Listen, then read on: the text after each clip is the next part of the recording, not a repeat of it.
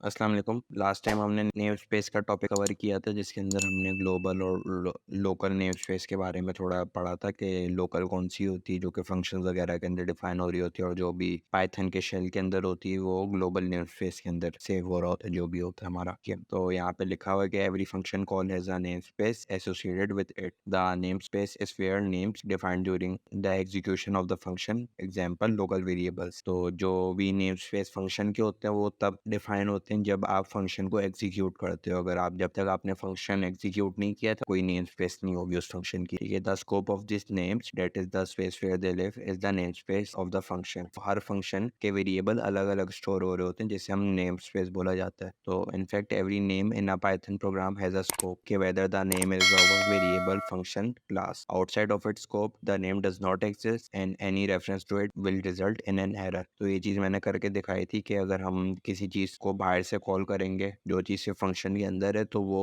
Error ही आएगा हमारे पास। ठीक है, वो नहीं चलेगा। Names assigned defined in the interpreter shell और in a module and outside of any function are set to have a global scope. तो जो भी नेम इंटरप्रेटर शेल या किसी मॉड्यूल के अंदर डिफाइन होते हैं वो ग्लोबल स्कोप के होते हैं और जो भी फंक्शंस के अंदर होते हैं वो लोकल होते हैं, तभी वो बाहर कहीं पे भी कॉल नहीं हो। तो यहाँ पे हमारे पास, मैं पहले आइडियली खोल लेता हूँ को छोटा कर लेते हैं फिलहाल के। तो यहाँ पे क्या लिखा है, in fact every name in a Python program has a scope weather the name is of a variable function class. वही चीज लिखी हुई है। तो यहाँ पे फॉर एग्जांपल अगर मैं x इज इक्वल टू 5 लिखूंगा तो x हमारे पास 5 हो जाएगा। ये शेल के अंदर हो रहा है सब, सही है। और यही चीज अगर मैं करता हूँ, एक मॉड्यूल बनाता हूँ, मॉड्यूल जो अभी हम पाइथन की फाइल बनाते हैं उससे मॉड्यूल ही बोलते हैं, स्कोप नाम की बनी हुई है, सही है। इसके अंदर मेरे पास t बना हुआ है, इसको मैं हटा देता हूँ और यहाँ पे मैं x इक्वल टू 6 कर देता हूँ। अब अगर मैं को रन करूंगा, अब मेरे पास जब ये मॉड्यूल रन हो गया तो अब मैं x करूंगा तो x मेरे पास 6 आ रहा है, सही है। तो यहाँ पे ये लिखा हुआ था कि ये भी ग्लोबल होता है, जो भी आप मॉड्यूल के अंदर करते हो, जो भी आप शेल के अंदर करते हो वो भी ग्लोबल होता है। अगर मैं यहाँ पे दोबारा x इक्वल टू 5 कर दूंगा तो अब मेरे पास x वापस 5 हो जाएगा। इसको मैं दोबारा रन करूंगा तो x मेरे पास दोबारा 6 हो जाएगा। लेकिन अगर आप फंक्शन के अंदर कुछ भी लिखते हो तो सिर्फ फंक्शन के अंदर ही रहेगा, जो कि मैं करके देख चुका था। तो यहाँ पे एक प्रोग्राम हमें दिया हुआ है, इसको मैं पहले बना लेता हूँ। तो हमारे पास ये प्रोग्राम है, इस प्रोग्राम के अंदर एक हमने फंक्शन बनाया एफ बी। ठीक है, हम एफ के अंदर बी देंगे। इस फंक्शन के अंदर ए की वैल्यू 6 है और हमने फंक्शन के बाहर ए की वैल्यू 0 असाइन कर दी है। तो जब ये फंक्शन चलेगा तो हमारे पास ए की वैल्यू क्या आएगी और जब ये चलेगा तो ए की वैल्यू क्या आएगी, अब हम देखते हैं। तो ए हमारे पास देखो 0 ही आ रहा है, ए इज इक्वल टू 0। लेकिन जब ये फंक्शन चला, फंक्शन कहाँ पे चल रहा है, इधर चल रहा है, ठीक है। तो जब ये F3 चला तो यहाँ पे 3 गया, ए इज इक्वल टू 3 था, 3 6 जा क्या हो गया 18। हमारे पास ये 18 ही आ रहा है जो कि सही आंसर है। लेकिन जब हमने डायरेक्ट ए प्रिंट किया तो फिर हमारे पास ए 0 ही आ रहा है, क्योंकि उसकी वजह ये हमारे पास शेल में या मॉड्यूल के अंदर ए की वैल्यू 0 है और फंक्शन के अंदर फंक्शन की नेम स्पेस जो बनी है उसके अंदर हमारे पास B3 आ रहा है, जो हमने बी यहाँ पे दिया था, सही है। और ए हमारे पास यहाँ पे 6 दिया हुआ है हमने। तो इसको अगर मैं आपको इसके अंदर बी करके दिखा दूं, अगर मैं ए करता हूँ तो ए मेरे पास 0 ही आ रहा है और बी करूंगा तो बी आएगा ही नहीं, सही है। अब अगर हम ये फंक्शन बनाते हैं और इसके अंदर ए को डिफाइन नहीं करते हैं, तो मतलब इस पूरी लाइन को अगर मैं कमेंट कर देता हूँ, सही है, तो अब हमारे पास ये लाइन नहीं चलेगी, ए इज इक्वल टू 6 नहीं होगा और हमारे पास ए है ही नहीं, तो ये कितना चलेगा, A cross A multiply by B. इसको चला के देखते हैं, 0। उसकी वजह क्यों है, अब अगर हम इसके पास अपना ए डिफाइन नहीं हुआ हुआ था फंक्शन के अंदर, तो इसने जो भी बाहर ए की वैल्यू थी इसने उसको उठा लिया और उसको जो भी इसको बी की वैल्यू मिली थी यहाँ पे उसके साथ मल्टीप्लाई कर दिया।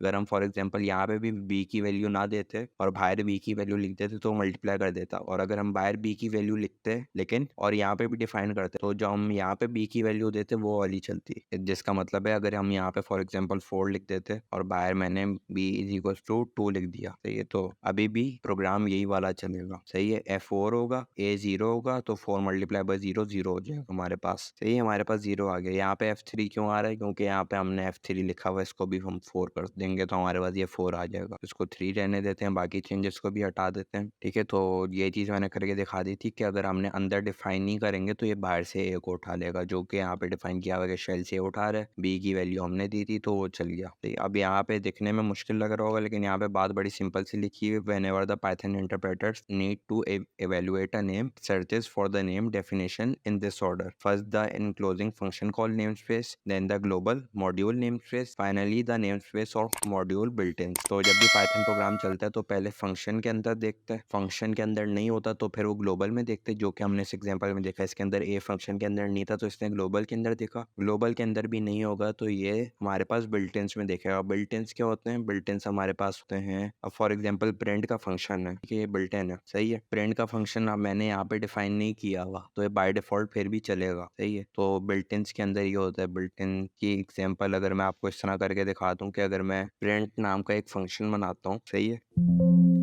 सही है, चेक करते हैं यहाँ पे क्या होता है अगर मैं प्रिंट चलाता हूँ, ये सही है। तो यहाँ पे क्या मसला है, इसने प्रिंट फंक्शन तो चलाया है, लेकिन जब प्रिंट फंक्शन चलाया तो वापस प्रिंट के अंदर प्रिंट देख रहा था, तो इसने इस वाले प्रिंट की जगह ये वाला प्रिंट समझा। मैं इसको दोबारा इसमें सीन हुआ और यहाँ पे हमारे पास 0 आर्ग्यूमेंट थे, लेकिन हमने यहाँ पे 1 दे दिया, तो उस चीज़ को समझ नहीं पाया क्योंकि हम पाइथन के साथ खिलवाड़ कर रहे हैं। इसको मैं दोबारा रीस्टार्ट करता हूँ ताकि थोड़ा तमीज से चले। अब अगर मैं डेफ प्रिंट करता हूँ और रिटर्न मैं कर देता हूँ 6, सही है। तो अब आपको शायद बेहतर समझ में आ जाए। अब देखो प्रिंट का फंक्शन मैंने पाइथन के शेल के अंदर डिफाइन कर दिया है, तो मेरे पास 6 आएगा या फिर मेरे पास एक एम्प्टी लाइन आएगी। 6 आ गया क्योंकि इसने पहले इसने फंक्शन को देखा। अगर ये फंक्शन मेरे पास डिफाइन ना हुआ होता तो फिर ये ग्लोबल मॉड्यूल में देखता, ग्लोबल मॉड्यूल ना होता तो ये बिल्ट-इन में देख, और बिल्ट-इन के अंदर हमारे पास प्रिंट होता है। तो अब मैं इसको दोबारा रीस्टार्ट कर रहा हूँ ताकि जो हमने बर्न मारा है प्रिंट सही चले। अब देखो प्रिंट सही चल रहा है नॉर्मल वाला, क्योंकि मैंने रीस्टार्ट कर दिया। सेम गोज फॉर वेरिएबल्स जो पाइथन के। अब मैं यहाँ पे एक और चीज दिखा देता हूँ, def t is equals to 8, T करूंगा 8 आएगा, डेफ t करूंगा मैं और यहाँ पे मैंने प्रिंट 8 कर दिया, सही है। अब अगर मैं t लिखूंगा तो क्या आएगा, मेरे पास 8 आएगा या क्या आएगा, t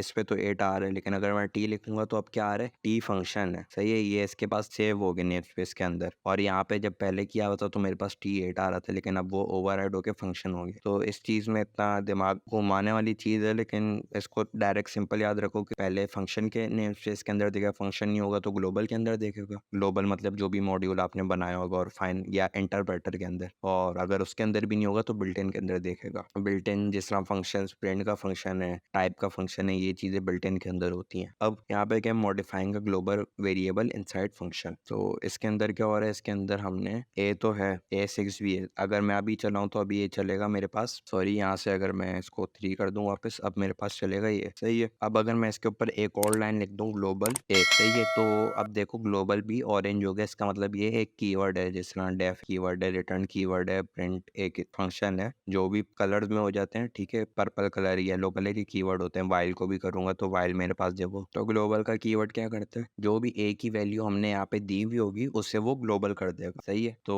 अब ए हमने बाहर 0 रखा हुआ है, अंदर 6 रखा हुआ है, तो अब ए 6 ही हो जाएगा ग्लोबल ए लिखने की वजह से। इसको मैं दोबारा रन करके दिखाता हूँ, ये देखो, ठीक है, यहाँ पे 6 चल रहा है, ठीक है, 6 3 18 आ गया, और यहाँ पे भी हमारे पास ए इज 6 आ गया। पहले हमारे पास ए इज 0 आ रहा था, ठीक है। तो इसने जो भी ए की वैल्यू यहाँ पे थी उसको ग्लोबल कर दिया। अब मैं अगर डायरेक्ट यहाँ पे भी लिखूंगा तो ए मेरे पास 6 आ जाएगा, और यही चीज अगर मैं लाइन को हटा दूं और अब F5 करूं तो मेरे पास देखो वहाँ पे ए मेरे पास 0 हो गया। तो आज की वीडियो के लिए इतना ही था। आज का मेन टॉपिक जो था वो आप लोगों को लग रहा होगा मुश्किल है, लेकिन असल में सिर्फ एक ग्लोबल कीवर्ड बताना था कि अगर आप फंक्शन के अंदर कोई भी चीज़ ग्लोबल कर दोगे, कोई भी वेरिएबल को ग्लोबल कर दोगे, तो बाहर भी उसकी वही वैल्यू होगी जो फंक्शन के अंदर होगी। और अगर आप ये ग्लोबल नहीं लिखोगे और अगर फंक्शन के अंदर ए डिफाइन नहीं होता तो जो बाहर वैल्यू होती वो अंदर आ जाती। ग्लोबल लिखने से जो अंदर वैल्यू होगी वही बाहर आ जाएगी, सही है। और अगर आप दोनों तरफ लिखते और ग्लोबल ना लिखते तो अंदर ए इज इक्वल टू 6 चलता और बाहर ए इज इक्वल टू 0 चलता। तो आज की वीडियो के लिए इतनी, उम्मीद है आप लोगों को समझ में आया होगा। वीडियो को लाइक शेयर कर देना। आज के लिए इतना ही, अल्लाह हाफिज।